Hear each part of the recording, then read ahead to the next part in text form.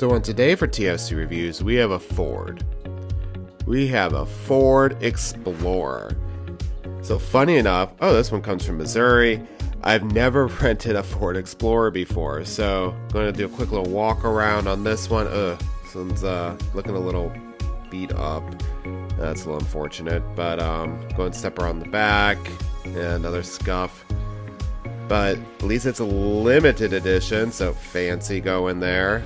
This one has four-wheel drive, some more scuffs. But yeah, so Ford Explorer, basically it's the America's SUV. So I'm gonna go ahead and step around the front here. Not a bad looking SUV, even with all the scratches. We'll go ahead and step on in. Can't believe they still have that keypad there on the B pillar. Getting in our Ford Explorer, that nice welcome graphic of the open road there. You can really explore in your Explorer. Let's go and start her up.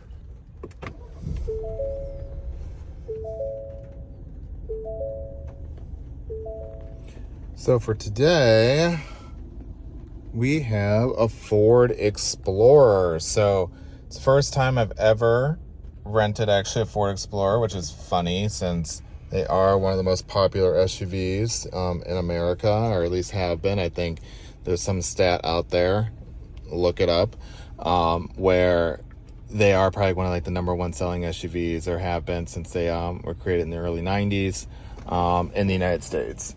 And they've been through so many changes since the early 90s. When they first came out, they were basically a Ford Ranger truck with a actually it was like a Ford Bronco II, and then with a little like almost camper shell on the back of it. And then they went to like a four-door version in the early 90s, which really made it much more livable than the old Ford Bronco II, a little bit more safer too, because I believe there was some stability issues with them. They would actually flip over. But and then if you go through the 90s, you had the whole Firestone crisis. But really, this is kind of like a bread and butter, all American, SUV. And this one is actually a limited edition. So we'll get into that in a bit on what makes this a limited edition, or, supposed to. This might be part of that limited package, Bang & Olufsen, sound system. But overall, what are my thoughts?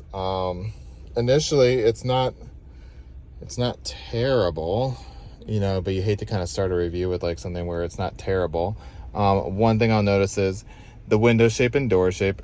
This is bizarre to me. It still reminds me of that Buick Enclave, where I don't know, the proportions just look weird. It looks like it's too small on the top. The door is much shorter. I think they do that so you have more access. You can make the back door bigger so you have more access to getting to the rear. But that bothers me, and that's kind of actually just a deal breaker in itself. I don't know, this thing stickers for probably over $50,000 with this limited package, and you're stuck with it. It's a $50,000 investment, and it has weird design. So, but that aside, what else can I say about this Ford Explorer? It's very inoffensive, styling wise. And that's about it. One thing I was really surprised about actually was that, and that's just regard to the styling. Very, very inoffensive. You still have buttons for your majority of your controls, which is nice. This one was actually a little gross from Avis, but it's kind of a good indication. You can see my drinks there, but of what it would actually be like to live with, which I do actually, in all honesty, don't mind. Granted, I don't want dirty cars, when I rent them from, Avis for these trips, but it is interesting just to see how well they actually survive in real use without being, fully clean, but, in and out, if you have kids and all that sort of stuff, just how these surfaces actually end up holding up over time. This particular one has been used and kind of abused. We'll show on the outside actually, but 40,000 mile rental, that's getting up there. So this one has been really used. And overall, it's okay. There were some rattles, and then some like wind noise. I think there's some like probably loose trim up here around the driver window. And let me know in the comments if you guys have a Ford Explorer and like, you know, from this generation and experience kind of the same thing. Oh, that's not like a leak. That's weird. But it is raining, so do apologize for the background noise. 6.5. Oh. Playing with the radio there.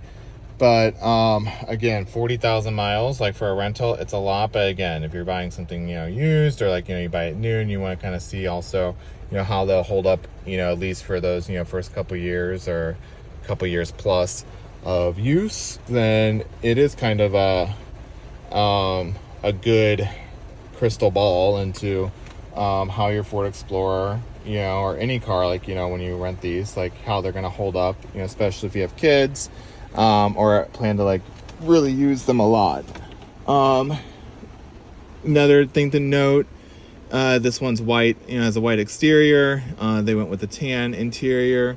Again, overall, it's not that bad. You can see some stains there actually, which, you know, if you have kids, that's going to probably, you know, be much more prevalent. You know, sticky fingers and Cheerios and candies and everything else getting, you know, stuck in between the seats, and this light interior might not hold up, so you might want to opt for a darker interior. But yeah, let's go through all the controls. I will say, in a limited edition, this is the tiniest touchscreen I think I've ever seen in a 2020s and above or newer vehicle at this price point. I think it's only maybe an 8-inch screen. Maybe that's 8-inch. Is that 8 inches? We'll go with 8 inches. And at this price point, it's kind of sad. So that's kind of a ding for me. You know, it works. It's fine. There's your audio. We'll go ahead and mute that so you don't get any background noise or any trademarking issues. But then but going into like the settings, it's fairly quick-ish. I think in the GMs it might be a little bit faster, but this looks all kind of messy, you know, because the screen's so small. So, but I will say, if I had to choose between this or a GM, especially in these price points, because even I think the XLT version had adaptive cruise control, and this one did. And that's always been something I've always said. That's table stakes. You can get it like on a base model Toyota these days.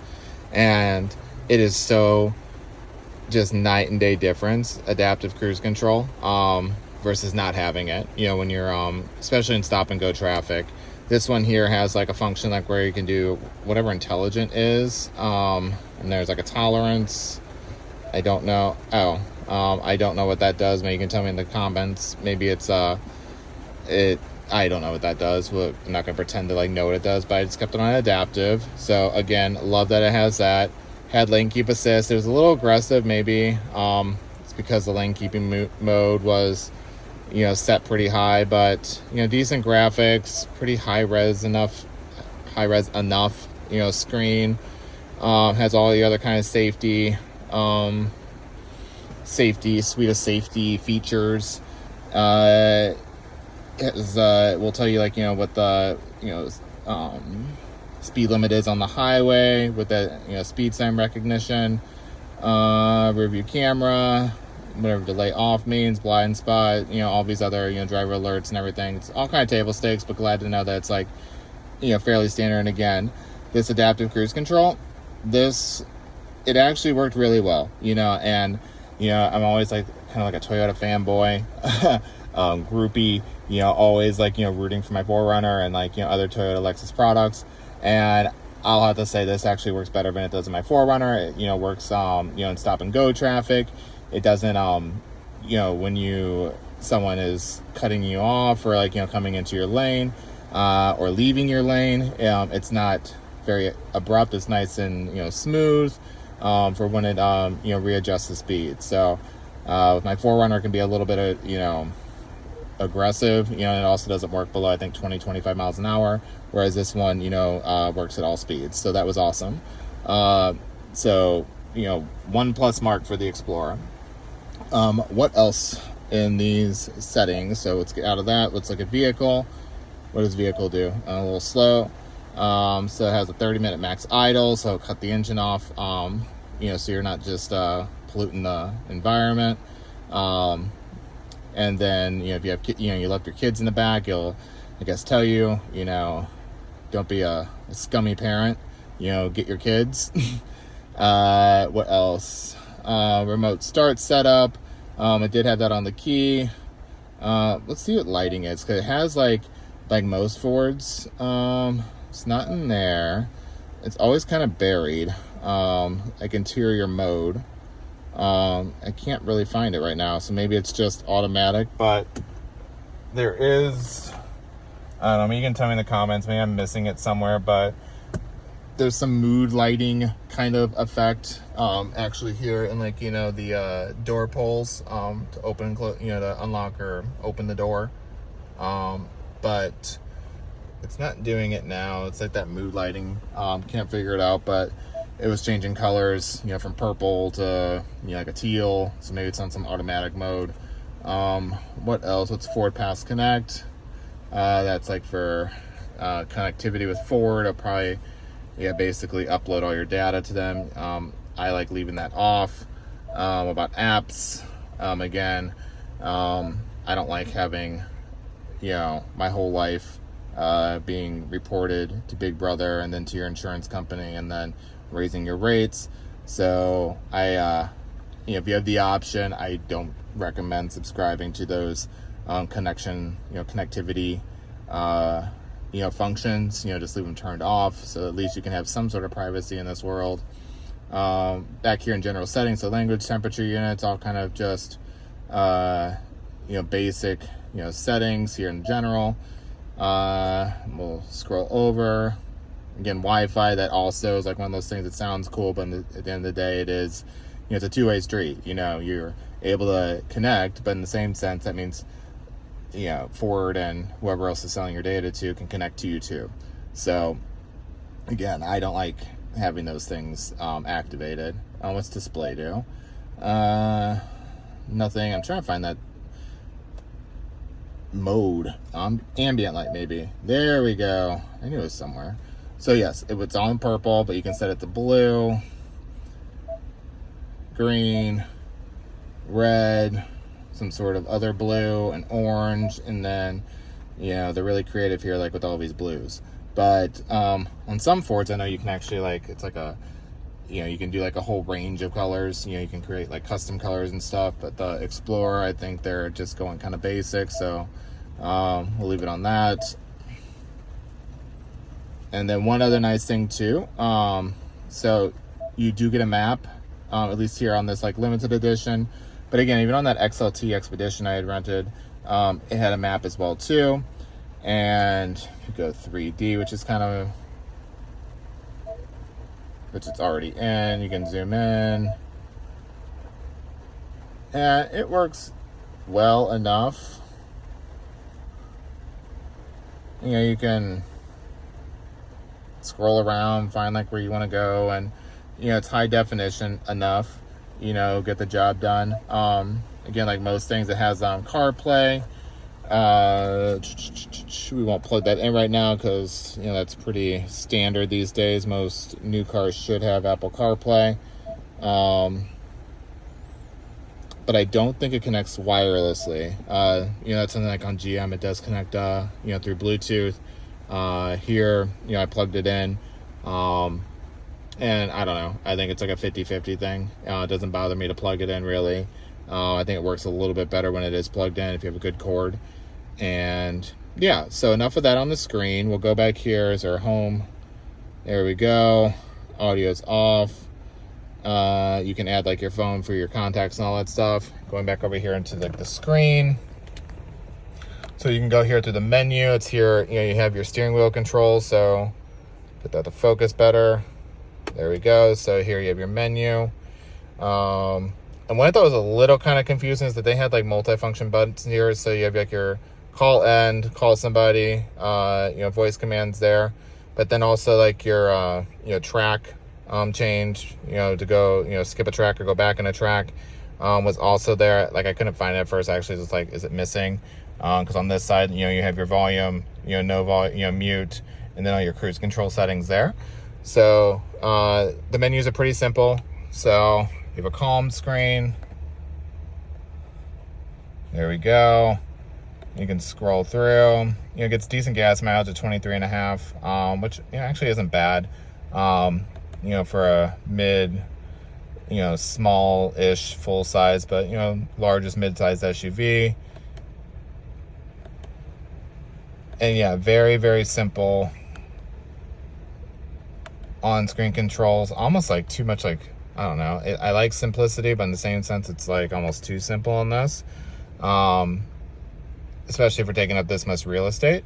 But it is what it is. It's fine. It works. Over here, you have your cruise control, settings. Oh, go and zoom. There we go. So there's your set, cancel, your lane keep assist, your distance, and then, setting up and down, your speed, and then resume, and then your call, settings there. I do think it's funny that Ford still has this PRNDL, logo and, well, not logo, what would you call it, I guess, icons, indicators. They've had these, like, I think they first came out in the Fusion when they did the redesign back in 2012, 2013. So it works. I think it's looking a little old these days, especially when you look at like what comes out of Korea, like Hyundai and Kia. And that's kind of like my whole point, like with this thing too, like it's very, very inoffensive. And you had the Bang & Olufsen speakers here in this limited trim, but at the end of the day, it's like, I don't know what this is. It might be wood. I doubt it. It doesn't feel, it feels very plasticky, and the whole thing feels very plasticky. Granted, it's like, kind of a soft touch material, but here, it's plastic. The whole door card, we'll go ahead and open this, is just one big sea of plastic. I do apologize, it's raining, but that's like just all this plastic, which the Koreans, I'm sorry, they do it better. As the Japanese, like, you're gonna have a high quality, you're gonna have some plastic in there too, but for these kind of middle of the road and getting very expensive middle of the road vehicles, it's very, like, there's so much plastic. I can't get over it. Like, this is like, okay, this is like some sort of maybe leather imitation leather material that's that, like, soft touch plastic, but this, it's just plastic, and you can see it gets all, like, you can get all scuffed up, and just doesn't end up looking nice.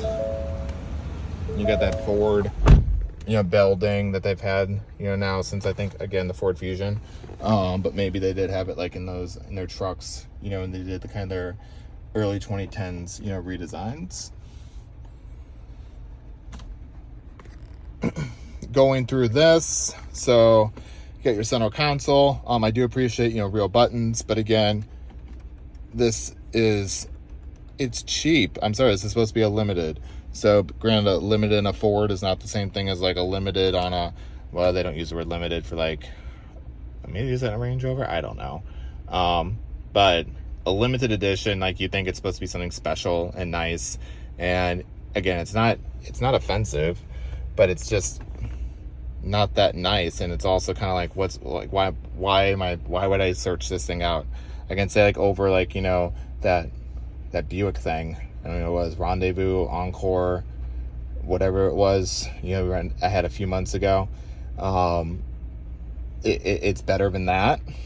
And if I had to choose between this and, like, whatever competes in it from Chevy, maybe like what, like a Traverse, a GMC, I can't think of the GMC version of that, Acadia, maybe, if that competes against this. But when you start competing this, like, the Jeep Grand Cherokee, especially the, new Long Edition, or even like a Toyota Highlander, I just don't know if this is actually competitive. This is okay. And then even like when you look at like, Hyundais, like, Hyundai Santa Fe, or even like a, what's it, a Palisades, that's like the bigger one. That might be a little bit, bigger than this class, but same with the Kia Telluride, but those are much, I would say, nicer-ish places to be. Who knows how they're going to stand up over time, but I don't think these like really hold up that well over time. Like, again, this has 40,000 miles and it was like a rattle trap. But yeah, like it's kind of like a quandary of like, where the automobile industry is going these days, where they keep getting more and more expensive, and they're becoming more and more throwaway. And don't even get me started on EVs. I loved them at first, but it's always been that issue with the battery. And if you just use the analogy of a cell phone and how much your iPhone is worth in 2 to 3 years, or a laptop, or anything that's mobile and uses a battery, for its at least secondary source of power or its main source of power, other than, plugging in, just use that, kind of as an anchor point on what the future of EV cars is going to be like. And that's my whole argument of they need to create some sort of differentiation, especially in the used market. Who wants a used iPhone? Who wants a used laptop, really, unless it's like, something high-end, from Apple. But even like, you still have this whole issue with the batteries. And like, unfortunately, what ends up happening is that those batteries like are super expensive to replace. It can be upwards of $20,000. And like the other problem is like, the gas cars, they've gotten so cheap with the parts that they're actually just engineered to fail, that you're kind of losing that whole secondary market value on something that's very expensive. And at least like, historically, when you bought a car, you would be able to, it would depreciate, of course, but there would be some value left in it in 5 to 10 years, maybe not 10 years, but at least in 5 years when you're ready to either trade it in, or and there will still be some value like, left in cars. But with the EVs, I don't know. I think that's going to be, at the end of the day, like what's going to be really different between them all. Like they all have just a big screen, electric motors, they go fast. They're all going to kind of ride, basically the same, because they're super heavy. So I feel like, plant them to the ground, but, most, when like you have a very heavy vehicle, it's definitely going to ride and perform and handle in a certain way. And they're all like that, so you're really kind of losing like your, at least like with a ICE or internal combustion engine, you have different, driving dynamic and characteristics of those engines from like, all these like legacy manufacturers that you're not going to have anymore. So that was my rant on EV vehicles. But like with like gas powered vehicles, they've also become very kind of just, it's like buying milk and bread, very just kind of like a commodity. But like, where is that extra price justification, or that price premium really going to come from, other than, historical label once in, trying to keep up with the Joneses, like to have like, that what that label and brand used to mean. But at the end of the day, the product itself is going to be, basically the same as like, everyone else's. So that's kind of like how I feel about this Explorer. Like it's fine, but in 5 to 10 years, they're all going to start kind of homogenizing, I feel, and there's not gonna be that much differentiation. They're not gonna be lasting like, you could, like an old Volvo or something, or even an old Mercedes or old Toyota, you could drive 20, 30 years and still keep it running. These have so many computers, and all this screen stuff, like I've already mentioned, is gonna go out. Luckily, this screen's not that small. You can still sort of have some functionality. Oh, didn't even go over like all these buttons. I'll do that in a minute, but yeah, that's kind of my rant on that. Wrapping this up. So you do get heated and ventilated seats, heated steering wheel in this limited edition. You have a rotary shift control, so very, very simple. Again, they've made these things very, very kind of idiot proof. It is all-wheel drive, but there's no, even in the drive mode, there's no lock, but we can go through those real quick. So you have a normal, eco, sport. So again, all these really do is just kind of change the transmission mapping and like the throttle response. So you have tow haul. There's some more other ones. We'll go the other way. So you got normal, and then these are more for like your, it's actually kind of smart. So like if you turn to the left, then you have like more for driving conditions. So you're slippery, if it's icy out, trail, if you actually took this thing on a trail, it's interesting. Deep snow, sand, and that's it. But there's nothing to like, you know, lock a differential or you know, there's no center locking differential, there's no low range or anything like that. It's very just, you know, you got this little thing that just twist around and hope for the best, you know, that you won't get, you know, actually stuck and need a Bronco or something, or a 4Runner or a Jeep or whatever to, like, you know, pull you out from your escapades in the woods in your, you know, Ford Explorer, which is kind of funny in the name. You're supposed to be able to explore an Explorer, but I digress. Let's go check out the back seat and then wrap this up. So the back seat of the Ford Explorer, left that front door open, but anyway, it's actually kind of tight back here. It's not that big of an SUV, but I don't think I'd want to like be back here for very long in these third rows. So just kind of for your, you know, kids or maybe a dog. Not very much space behind that third row for any, you know, real luggage. So if you are traveling, it's probably best as like a 4, maybe 5 person, you know, vehicle to travel in. You do have some secondary, you know, heating and cooling, HVAC controls down here. Very simple. You got heated seats for the second row. Nothing here. It just kind of like indicates like, you know, hot, cold, but no like real temperature. But you know, you have vents. Very Ford. You know, they've always had like these kind of like little circle louvered kind of vents. You have a little map light here. And yeah, that's the back seat. Oh, you have little screens, I guess, here on the limited edition. So that's kind of nice. Your Bang & Olufsen speakers, but again, this is plastic. So I just hate that, like when it like keeps things very, it's supposed to look nice, but at the end of the day, it's just cheap and plastic. But what do you expect? It's a Ford Explorer. And now let's go do a quick walk around and wrap this up. So doing a quick walk around on this Ford Explorer.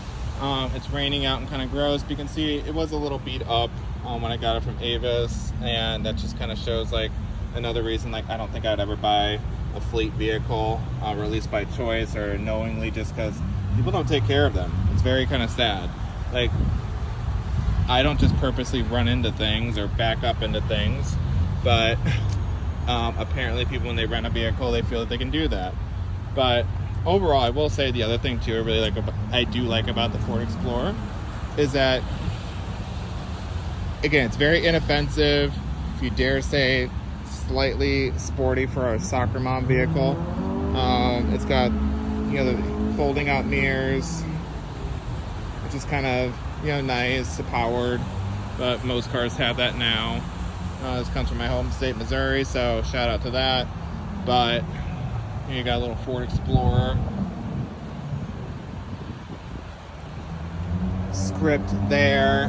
One little Easter egg thing too, which I just thought was kind of weird here on the windshield, was this little picture of the Explorer. But since it's raining, I'm gonna go back in and wrap this up.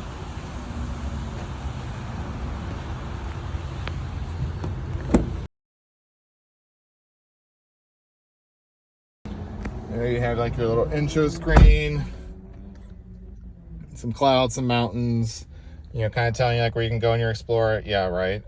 You'll be stuck in like 2 seconds without a low range or, you know, ability to kind of lock the differentials or anything like that. But, you know, aspirational, sure. But yeah, that's the Ford Explorer. Would I buy one? maybe as like a fifth car, you know, to like drive, you know, have just to like have family members have a vehicle to drive when they come in from out of town, maybe. But for myself, for us, for a family, probably not. Again, it's just, especially not new, you know, unless like you get a great lease, but then I really don't believe in leases, like, you know, unless you're just have to have the latest and greatest, and well, there's no latest and greatest in this. So yeah, that's it for the Ford Explorer. So one last thing, rear view camera is not bad. You do get a 360 camera. I do really think these are useful. They do really help with parking. It has like front and rear parking sensors, which do, you know, help. It's kind of rainy and gross, so it's kind of all, you know, covered up, but I did want to show that, and we'll see you in the next one. Bye.